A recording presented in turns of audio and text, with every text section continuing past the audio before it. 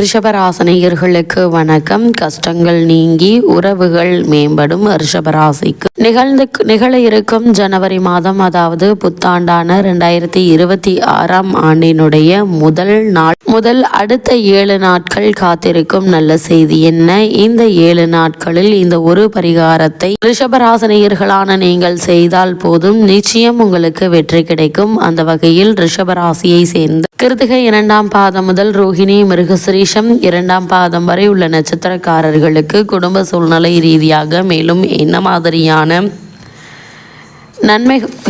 நன்மைகளெல்லாம் உங்களுடைய வாழ்வில் ஏற்பட இருக்கு என்று பார்க்கும்போது, உங்களுடைய ராசிக்கு இந்த வார கிரக நிலைகளை ஆராய்ந்து பார்க்கும்போது, இந்த வாரத்தினுடைய தொடக்கத்திலேயே உங்களுடைய ராசிநாதன் சுக்கிரன் தன பஞ்சமாதிபதியான புதனோடு இணைந்து சப்தமஸ்தானத்தில் சஞ்சரிக்கிறார். இந்த யோகமான நேரத்தில் பொருளாதார நிலை உயருங்க. இவ்வளவு நாட்களாக ஏதோ ஒரு வகையில் பண கஷ்டத்தில் இருந்து வந்த உங்களுக்கு நல்ல ஒரு முன்னேற்றம் ஏற்பட இருக்கு. நீங்கள் எதிர்பாராத நேரத்தில் கிடைப்பது மிகவும் அதிர்ஷ்டம் என்றே சொல்ல வேண்டுங்க. அந்த அளவிற்கு பொருளாதார ரீதியான முன்னேற்றத்தை நீங்கள் பெற இருக்கீங்க. அதற்கு பிறகு உற்றார் உறவினர்கள் உங்களை ஏளனமாக பேசியவர்கள் முன் நீங்கள் வாழ்ந்து காட்டக்கூடிய ஒரு தருணமாகவும் இக்காலகட்டம் அமைய இருக்குதுங்க. அதே போல புனித பயணங்கள் சென்று வருவதற்கான வாய்ப்புகள் அமைய இருக்குதுங்க. இத்தருணங்கள்ல குடும்ப முன்னேற்றம் கூடும். கொடுத்த வாக்கை காப்பாற்ற இருக்கீங்க. அதே போல் கடுமையாக முயற்சித்தும் செய்ய முடியாமல் தடைபட்டு வந்த காரியங்களை துரிதமாக செய்து வெற்றி காணக்கூடிய ஒரு தருணமாகவும் இந்த வாரம் அமைகிறது. உங்களுடைய கைகள்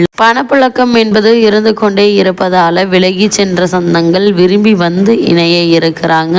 இருந்தாலும் ஆரோக்கியத்தில் மட்டும் கவனமாக இருப்பது ரிஷபராசினியர்களுக்கு மிக மிக நல்லதுங்க. சிறு உடல் உபாதை என்றாலும் கூட உடனே மருத்துவரிடம் அணுகி அதற்கான சிகிச்சை பெறுவது மிக மிக அவசியம் என்பதை கிரகங்களுடைய சஞ்சார நிலைகள் தெளிவாகவும் உறுதியாகவும் எடுத்துக்காட்டுது. அதே போல் ரிஷபராசியை சேர்ந்தவர்களை பொறுத்த வரைக்கும் அஷ்டமத்தில் 4 கிரகங்கள் இணைந்திருக்கிறது என்று நீங்கள் கவலைப்பட வேண்டாங்க. 6க்குரிய சுக்கிரன் 8ல் அமர்ந்திருப்பதால ரிஷபராசினியர்களான உங்களுக்கு இந்த வாரத்தில் விபரீத ராஜயோகமாகவும் செயல்படுகிறது. அதனால் உங்களுக்கு தடைபட்டு வந்த காரியங்கள் துரிதமாக நடைபெற்று நல்ல ஒரு முன்னேற்றத்தை உங்களால் காண முடியுங்க. அதோடு கோச்சார அடிப்படையில் 8ஆம் இடத்தில் ராசிநாதனாகி அவர் பாதிப்பை ஏற்படுத்த மாட்டாருங்க. அதோடு 2ஆம் இடத்தில் அமர்ந்த குருவினுடைய பார்வை 7ஆம் இடத்தில் உங்களுடைய உள்ள கிரகங்களின் தீய பலன்களை கட்டுப்படுத்தும் என்பதால் பெரிய அளவில் தீமைகள் ஏற்படுவதற்கான வழி இல்லை என்பதை கிரக நிலைகள் மீண்டும் மீண்டும் அறிவுறுத்துதுங்க. நீங்களே எதிர்பார்க்காத சில நல்ல விஷயங்கள் துரிதமாக நடைபெற்று உங்களை மகிழ்ச்சியில் ஆழ்த்தக்கூடிய ஒரு தருணமாகவும் இக்காலகட்டம் அமையிருக்கு.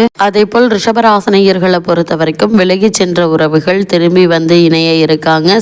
சில தடைகள் இருந்தாலும் முயற்சியின் அடிப்படையில் உங்களுடைய காரியங்கள் நிச்சயம் வெற்றி பெறும் என்பதில் எந்த ஒரு சந்தேகமும் இல்லைங்க. அதே போல் ரிஷபராசினியர்களை பொறுத்த வரைக்கும் 2ல் குரு இருப்பதால் பொருளாதார ரீதியாக கஷ்டங்கள் வருவதற்கு வாய்ப்புகள் இல்லைங்க. ஆனால் பிள்ளைகளுடைய விஷயத்தில் கவனமாக இருப்பது நல்லது. அவர்கள் என்ன செய்கிறார்கள், எங்கு செல்கிறார்கள் என்பதை கவனித்துக் கொண்டே இருப்பது நல்லது என்பதை கிரக நிலைகள் மீண்டும் மீண்டும் அறிவுறுத்துதுங்க. பொருளாதார ரீதியான இன்னல்கள் இல்லை என்றாலே பல இன்னல்களுக்கு தீர்வு கிடைக்கும் என்பதையும் கிரக நிலைகள் மீண்டும் மீண்டும் அறிவுறுத்துது. அதே போல் இத்தருணங்களை பொறுத்த வரைக்கும் உங்களுடைய ராசிக்கு 2ஆம் இடமான மிதுன ராசியில் குரு பகவான் வக்ர இயக்கத்தில் இருக்கிறாருங்க. அப்போது அவரது பார்வை பதியும் இடங்கள் அனைத்து புனிதமடைகிறது. உங்களுடைய ராசிக்கு அஷ்டமஸ்தானாதிபதியானவர் குரு பகவான். அவரது பார்வை பலத்தால் உத்தியோகம் தொழிலில் நல்ல ஒரு முன்னேற்றம் ஏற்பட இருக்குதுங்க. நீண்ட நாட்களாக எதிர்பார்த்து காத்திருந்த ஒரு சில காரியங்கள் இப்போது துரிதமாக முடிவடையும். அதே போல் எதிரிகள் விலகுவாங்க.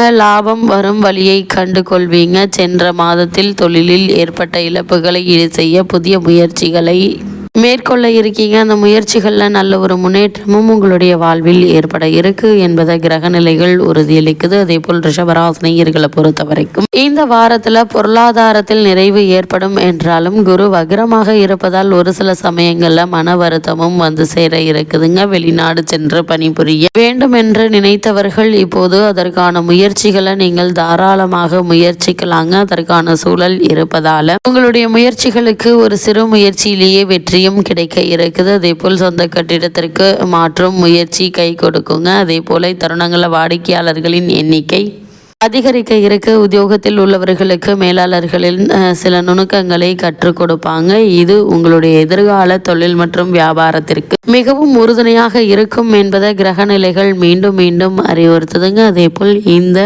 வாரத்தை பொறுத்த வரைக்கும் முக்கிய கிரகமான சுக்கிரன் உங்களுடைய ராசிக்கு அதிபதியாகவும் 6ஆம் இடத்திற்கு அதிபதியாகவும் விளங்கக்கூடியவர் சுக்கிரன். அவர் அஷ்டமத்தில் சஞ்சரிப்பது அற்புதமான ஒரு நேரம் என்று தாங்க சொல்ல வேண்டும். வீடு மாற்றம் இனிமை தரும் விதம் அமைய இருக்கு. அதே போல இத்தருணங்கள்ல அமையும் உத்தியோகத்தில் கூடுதல் உயர்வு கிடைக்குங்க. சம்பள உயர்வு எதிர்பார்த்தபடி அமையும். எந்த காரியத்தையும் முயற்சி செய்தாலும் அது உடனே முடிவடையும் நேரம் என்பதால் நீங்கள் எது செய்வதாக நினைத்தாலும் அவற்றை உடனடியாக செய்து முடித்து வெற்றி காணக்கூடிய ஒரு தருணமாகவும் இக்காலகட்டம் அமைஞ்சிருக்குது என்பதை கிரகங்களுடைய சஞ்சார நிலைகள் தெளிவாகவும் உறுதியாகவும் எடுத்து காட்டுதுங்க. அதே போல் ரிஷபராசினியர்களை பொறுத்த வரைக்கும் முக்கிய கிரகமான புதன் பகவான் தனுசு மற்றும் மகரத்தில் சஞ்சரிக்கிறார். இந்த வாரத்துல புதனை பொறுத்த வரைக்கும் உங்களுடைய ராசிக்கு 2, 5 ஆகிய இடங்களுக்கு அதிபதியானவர் புதன். தனாதிபதி அஷ்டமத்தில் சஞ்சரிக்கும் இந்த நேரத்தில் பொருளாதார ரிஷபராசினியர்களை பொறுத்த வரைக்கும் பூர்வீக சொத்துக்களால் பிரச்சனைகள் அதிகரிக்குங்க. யாரையும் நம்பி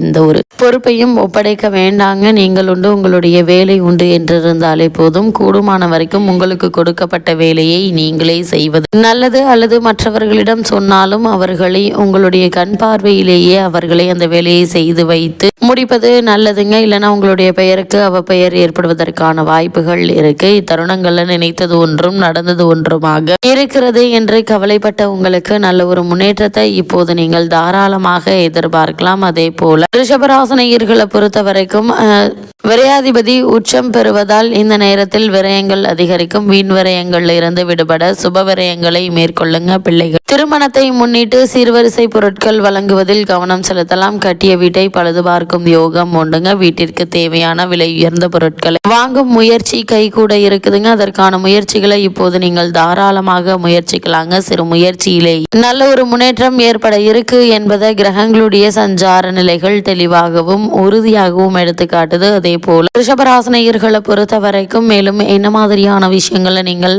கவனமாக இருக்க வேண்டும் என்று பார்க்கும்போது பொது வாழ்வில் உள்ளவர்களுக்கு பொறுப்புகளில் மாற்றம் ஏற்படுங்க. வியாபாரம் மற்றும் தொழில் செய்பவர்களுக்கு அதை விரிவு செய்யும் முயற்சி வெற்றி பெறும் விதத்தில் அமைய இருக்கு. உத்தியோகத்தில் உள்ளவர்களுக்கு பணிச்சுமை அதிகரிக்குங்க. கலைஞர்களுக்கு கௌரவம் உயர இருக்கு. மாணவிகள் கூடுதல் நேரம் ஒதுக்கி பாடங்களை படித்து முடிப்பது உத்தமங்க. அதே போல் பெண்மணிகளை பொறுத்த வரைக்கும் பணவரவு திருப்தி தருங்க. சுப செய்திகள் வந்து சேர்வதற்கான வாய்ப்புகள் அதிகம் இருக்கு என்பதை கிரகநிலைகள் உறுதியளிக்குதுங்க. இத்தருணங்கள்ல மேலதிகாரிகளோடு இணக்கமாக இருந்தால் உங்கள் உத்தியோகத்திற்கு நல்லதுங்க. அதே போல் அஷ்டமத்தில் புதன் சஞ்சரிப்பதால் நரம்பு சம்பந்தப்பட்ட பிரச்சனைகள்ல சற்று கவனமாக இருக்க வேண்டும். பூர்வீக சொத்து பிரச்சனைகள் அதிகரிக்கலாம். உங்களுடைய ராசிக்கு 4ஆம் இடத்தில் கேது இருப்பதால் வீட்டில் குழப்பம் இல்லாமல் பார்த்து கொள்ளுங்க. அது உங்களுடைய கையில் இருக்கிறது. கூடுமான வரை குடும்பத்தாருடன் ஒருவருக்கொருவர் விட்டு கொடுத்து அனுசரித்து நடந்து கொள்வது நல்லதுங்க. தடாலடியாக எந்த ஒரு காரியத்திலும் ஈடுபட வேண்டாம் என்பதை கிரகங்களுடைய சஞ்சார நிலைகள் தெளிவாகவும் உறுதியாகவும் எடுத்து காட்டுதுங்க. அந்த வகையில் ரிஷபராசினியர்களுக்கு இந்த வாரத்தில் கிரக நிலைகளின் ரீதியாக கூறப்படும் பரிகாரம் என்ன என்று பார்க்கும்போது வெள்ளிக்கிழமை